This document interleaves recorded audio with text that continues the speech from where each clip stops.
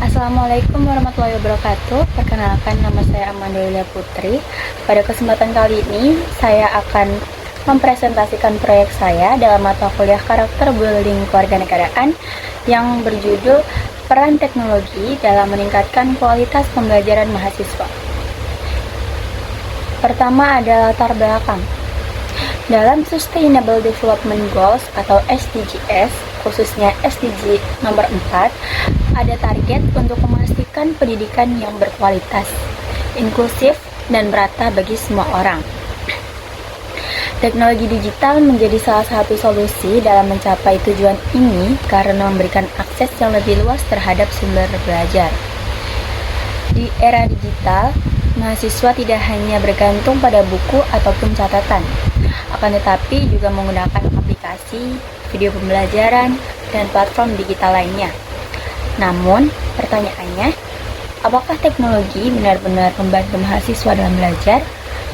Untuk mencari jawabannya, saya melakukan proyek ini. Selanjutnya ada rumusan masalah.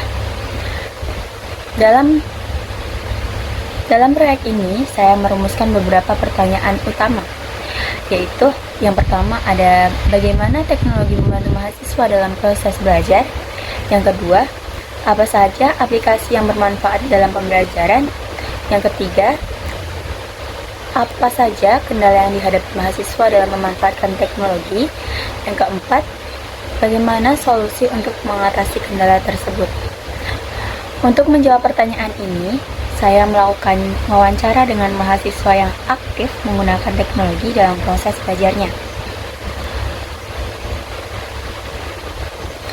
Saya sendiri melakukan wawancara ini dengan Kak Adelia, mahasiswa sastra Jepang yang banyak menggunakan teknologi dalam kegiatan belajar.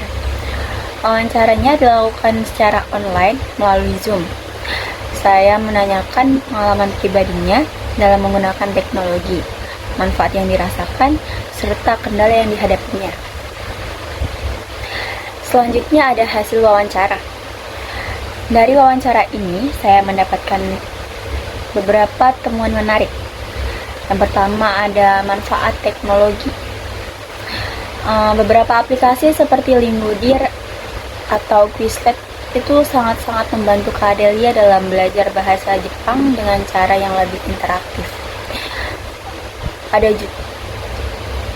Namun ada juga kendala yang harus dihadapi. Salah satunya yaitu koneksi internet yang kurang stabil, sehingga dapat menghambat proses belajar. Kesimpulan saya, teknologi memang sangat membantu mahasiswa, tetapi efektivitasnya tergantung pada bagaimana mahasiswa menggunakannya dan ketersediaan infrastruktur pendukung. Dari hasil ini, saya menyadari bahwa teknologi memiliki potensi yang sangat besar, akan tetapi juga memerlukan kesiapan dari pengguna dan dukungan fasilitas yang memadai. Selanjutnya adalah solusi yang ditawarkan. Berdasarkan wawancara ini, ada beberapa solusi yang dapat diterapkan, yaitu mahasiswa perlu memilih dan memanfaatkan teknologi secara efektif, bukan hanya sekedar menggunakannya aja. Yang kedua, kampus dan pemerintah dapat meningkatkan infrastruktur digital, seperti memperbaiki akses internet dan menyediakan platform pembelajaran yang lebih menarik. Yang ketiga adalah diperlukan pelatihan atau bimbingan dalam penggunaan teknologi agar mahasiswa lebih paham cara menggunakannya secara maksimal. Solusi ini sejalan dengan SDG nomor 4 yang menekankan pentingnya akses pendidikan yang berkualitas dan merata bagi semua orang.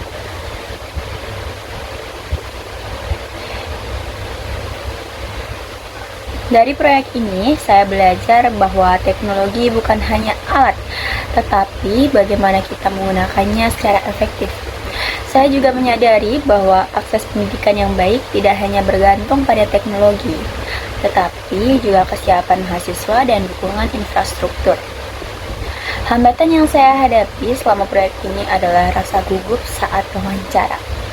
Awalnya, saya takut wawancaranya terasa kaku, Tetapi saya mencoba lebih santai dan membiarkan obrolan mengalir, sehingga narasumber bisa bercerita dengan lebih leluasa.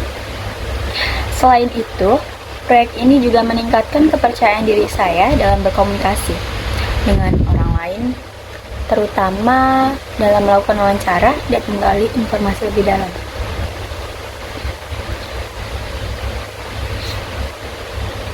Kesimpulannya adalah teknologi memiliki peran besar dalam dunia pendidikan, terutama dalam meningkatkan akses informasi dan fleksibilitas belajar. Namun, masih ada tantangan yang perlu diatasi, seperti infrastruktur yang belum merata dan kesiapan mahasiswa dalam memanfaatkannya. Harapan saya, kedepannya saya bisa melakukan wawancara dengan beberapa mahasiswa dari jurusan lain untuk melihat apakah mereka memiliki pengalaman yang sama atau berbeda dalam penggunaan teknologi untuk belajar mereka. Saya juga berharap kampus dan pemerintah dapat lebih mendukung integrasi teknologi dalam pendidikan, sejalan dengan tujuan SDG nomor 4. Demikian presentasi saya. Terima kasih atas perhatian teman-teman dan dosen. Semoga materi ini bermanfaat. Wassalamualaikum warahmatullahi wabarakatuh.